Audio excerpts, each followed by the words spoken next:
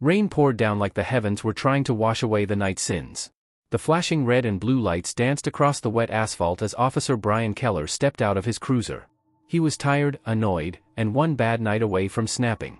The city had been on edge for weeks, tensions high, complaints higher. And tonight, he needed a win. Before we start, hit that like and subscribe button, then comment where you're watching from. Your support keeps these powerful stories coming. A beat-up sedan rolled to a stop at the intersection. Keller's eyes narrowed.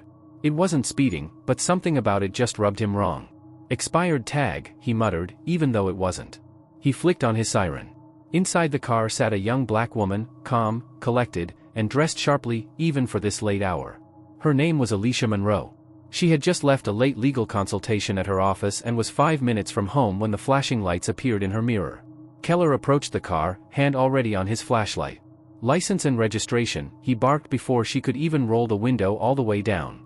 Alicia handed it over silently, her movement steady. "Is there a problem, officer?" she asked, her voice soft but firm. He scoffed. "You tell me. Where you headed dressed like that this late at night?" "Home," she replied.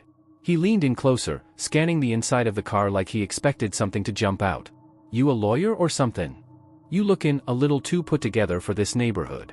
Alicia's jaw tightened. "I am a lawyer." Keller smirked. "Sure you are." He stepped back. "Step out of the vehicle." "Officer, I haven't. I set out." The rain fell harder as Alicia stepped into the street, her heels splashing in the puddles. Keller patted her down roughly, more for intimidation than procedure. When she protested, he called it resisting.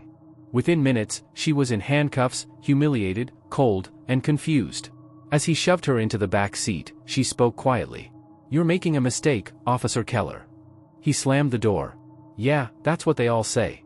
The next morning, the department buzzed. Keller strutted through the hall, laughing with his partner. "You should have seen her," he said. "Acting like she was somebody. These people always think they're above the law." His partner frowned. "You sure about the charge? Interfering with an officer sounds thin, man." Keller waved it off. "Doesn't matter.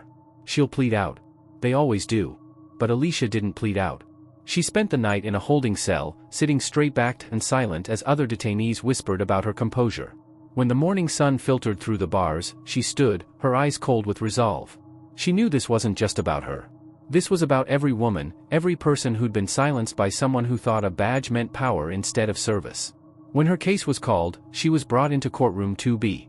The chatter was loud, the energy heavy. Keller leaned against the wall near the prosecutor's table, arms crossed smugly. He hadn't even read the docket. Why would he? Just another defendant. Another lesson in respect. Then the courtroom door opened. Everyone stood. A hush swept the room.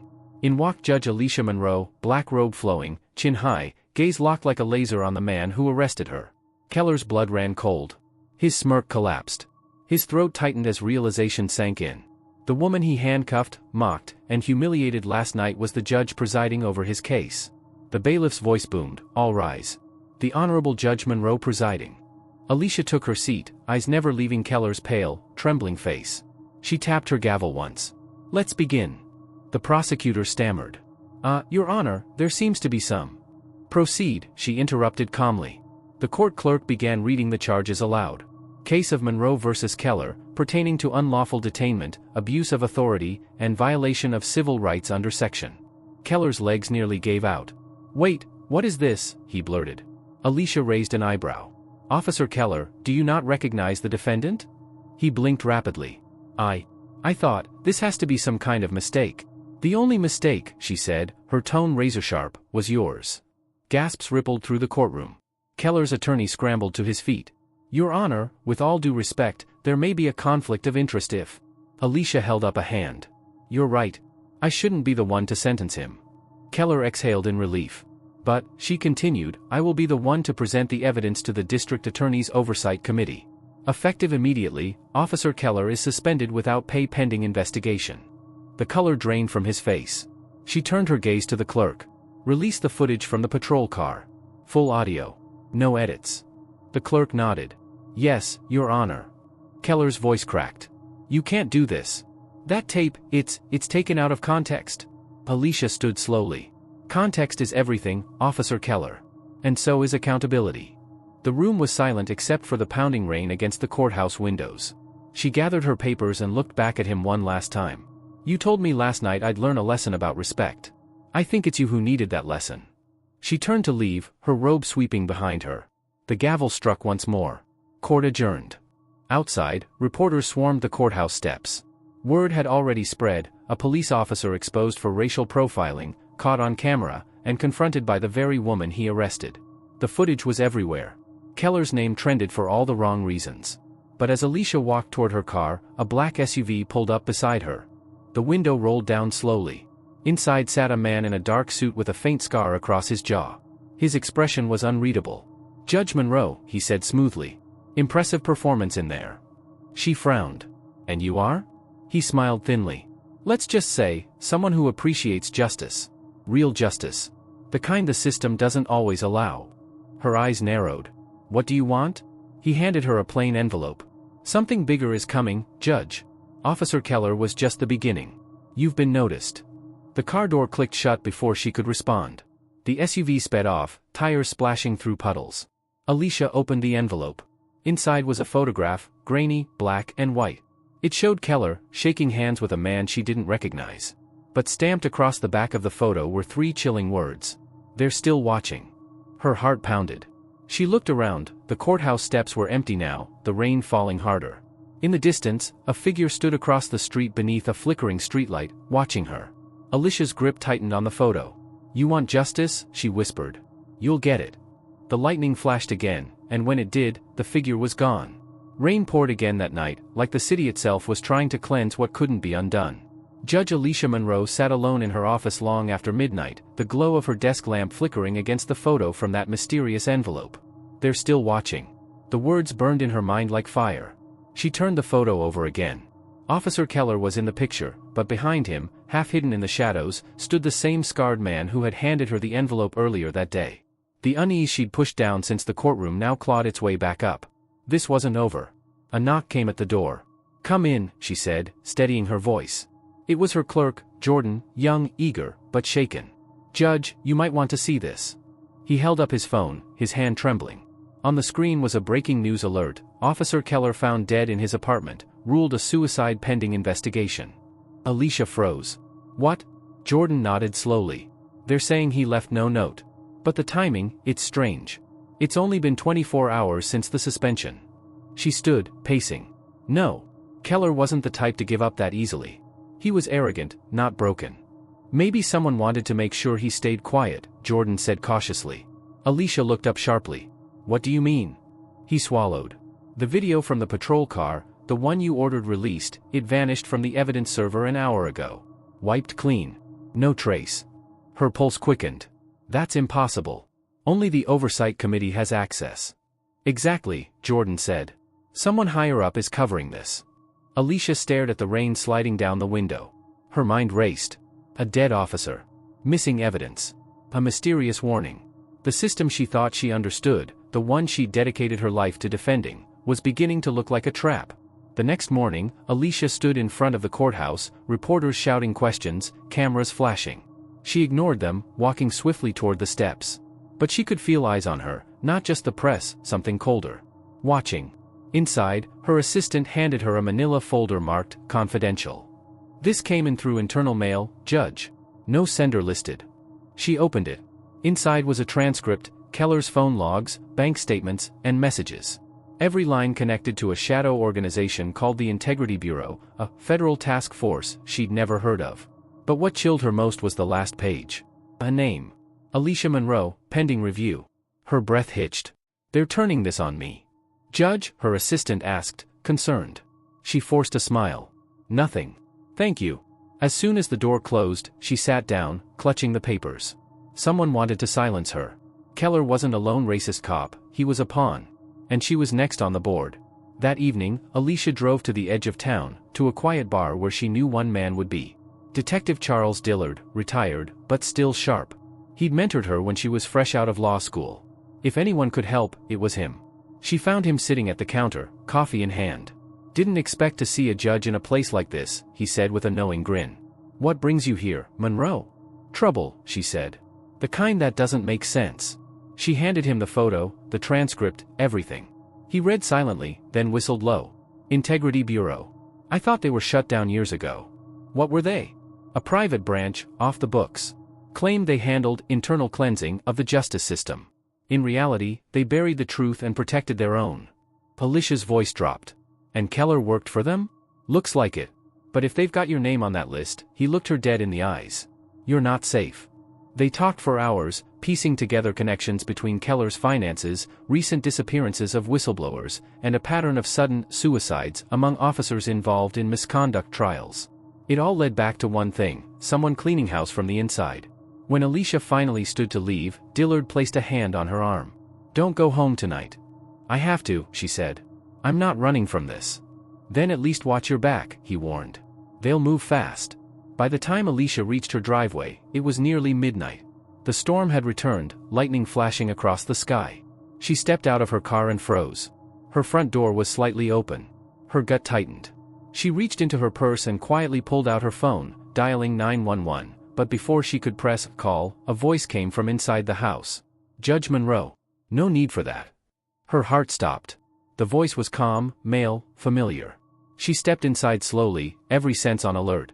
There, sitting comfortably in her living room chair, was the same scarred man from the courthouse steps, the one who gave her the photo.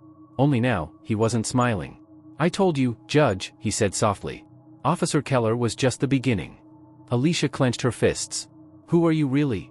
He leaned forward, eyes cold. "You'll find out soon enough. But first," he tossed a small drive onto the table. "Watch that. It'll show you what Keller saw before he died." Lightning flashed, thunder roared, and in that instant, the power went out. The room plunged into darkness. When the lights flickered back on, the man was gone. Only the flash drive remained, glinting on the table. Alicia stood frozen, the storm howling outside. Slowly, she picked up the drive, her reflection distorted in its metal surface. Whatever was on it could destroy everything. Her phone buzzed suddenly. An unknown number. She hesitated, then answered. A distorted voice came through, low, electronic, and chillingly calm. "Judge Monroe, you're next." Her eyes widened in horror. Then the line went dead. The next morning, the city was drowning in rain again. Sirens wailed somewhere in the distance as Judge Alicia Monroe sat in her car outside the courthouse, gripping the small flash drive the mysterious man had left behind.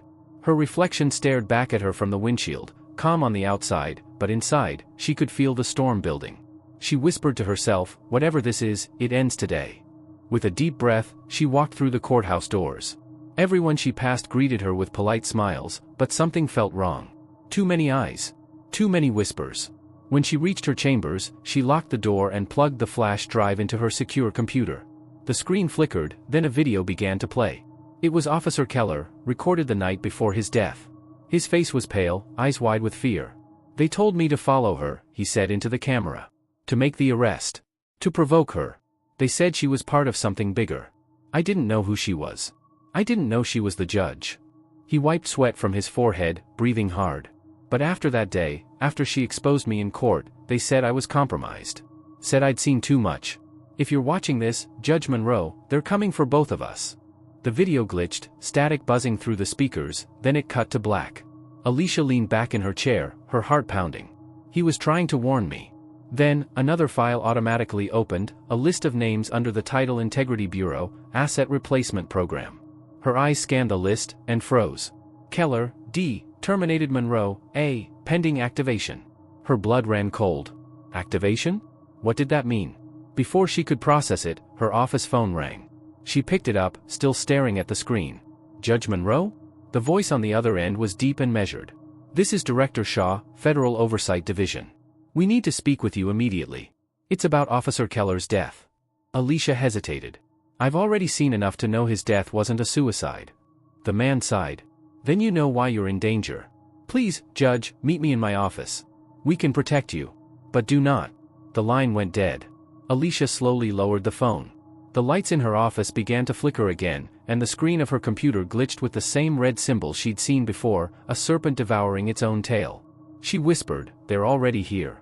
By the time she stepped outside the courthouse, 2 black SUVs were parked across the street, engines running. A pair of men in dark suits stood under umbrellas, scanning the crowd. She turned away, moving fast through the rain. Her heels splashed against puddles as thunder rolled above. She wasn't going to run this time, but she wasn't going to let them silence her either. Instead of heading home, she went to the one place she knew they wouldn't look, a small community center on the south side of the city, where she'd volunteered years ago before becoming a judge. Inside, kids played basketball in the gym, and the smell of chalk and sweat filled the air. She found Jordan, her clerk, waiting with a laptop. "You got my message," he said quickly. "I made copies of the files before they could wipe your system." "Good," she said. "We're taking this public, tonight." They worked fast, connecting the drive, uploading everything: Keller's confession, the hidden contracts, the Bureau's list of judges and officers tied to the program. As the progress bar filled, Alicia finally allowed herself a breath. Once this hits the network, they can't bury it again. Jordan nodded. "You'll make a lot of enemies doing this." She gave a faint smile. "I already have." But just as the upload hit 90%, the lights in the community center went out. Alicia and Jordan froze. Then, footsteps. Slow. Deliberate. A voice echoed from the shadows. "Judge Monroe, we warned you." She turned toward the sound, her eyes narrowing. A tall figure stepped into view, Director Shaw himself, flanked by 2 agents. "I gave you a chance," he said coldly. "You could have been part of the new system." "I swore an oath to justice," she shot back. "Not to corruption." Shaw shook his head. "Justice is an illusion we control. But people like you still believe in it." He nodded to his agents. "End this." The agents raised their weapons, but before they could fire, the computer behind Alicia beeped, "Upload complete." The files were live. Alicia smiled faintly. "It's over." Shaw's expression hardened. "You think this ends with you exposing us? You just lit the fuse." He took a step closer, lowering his voice. "You don't understand, Judge. The Integrity Bureau isn't gone, it's expanding." Before Alicia could respond, a deafening boom rocked the building. The agents were thrown off their feet. Smoke poured from the hallway. Jordan shouted, "They blew the exit." Alicia coughed, covering her mouth. "We need to get out, now." Through the smoke, Shaw vanished. His voice echoed faintly as the fire alarms blared. "We'll see you in the new order, Judge." Hours later, Alicia and Jordan stood outside, soaked from the rain, watching firefighters battle the blaze. The community center was gone. But it didn't matter. The truth was out. Every major outlet was broadcasting the files: corruption at the highest levels, hidden experiments, political manipulation. The Bureau was exposed. Alicia stared at the flames. "We did it." Jordan looked at her. "Yeah, but at what cost?" She didn't answer. She knew it wasn't over. Weeks later, the scandal had consumed the nation. The Integrity Bureau was dismantled publicly, at least that's what the news said. Several high-ranking officials resigned. Others vanished without a trace. Alicia returned to her courtroom, her authority restored. People called her a hero, a symbol of justice reborn. But one night, as she left the courthouse, a sleek black car pulled up beside her. The window rolled down. Inside sat the scarred man, the same one who'd started it all. He smirked. "Congratulations, Judge. You did exactly what we needed you to." Her heart dropped. "What are you talking about?" He leaned closer. "The Bureau was just a shell. The real system, it needed to be rebooted. And you," he pointed at her, "you just hit the reset button." Before she could speak, the car sped away, tires screeching into the night. Alicia stood frozen on the courthouse steps, rain pouring down again. Her phone buzzed. A new message. No sender. She opened it. It was a video feed, showing a dark room lined with monitors. On one of them, her face stared back. And beneath it, a single phrase appeared in red letters. "Welcome to the next phase, Judge Monroe." The screen went black. Her hand trembled. The camera on her phone blinked once, recording. She whispered to herself, barely audible over the thunder. "Justice is never dead, only reborn." The end. Comment below if you know you enjoyed the story. Also don't forget to follow, subscribe and turn on the notification button for more stories coming up.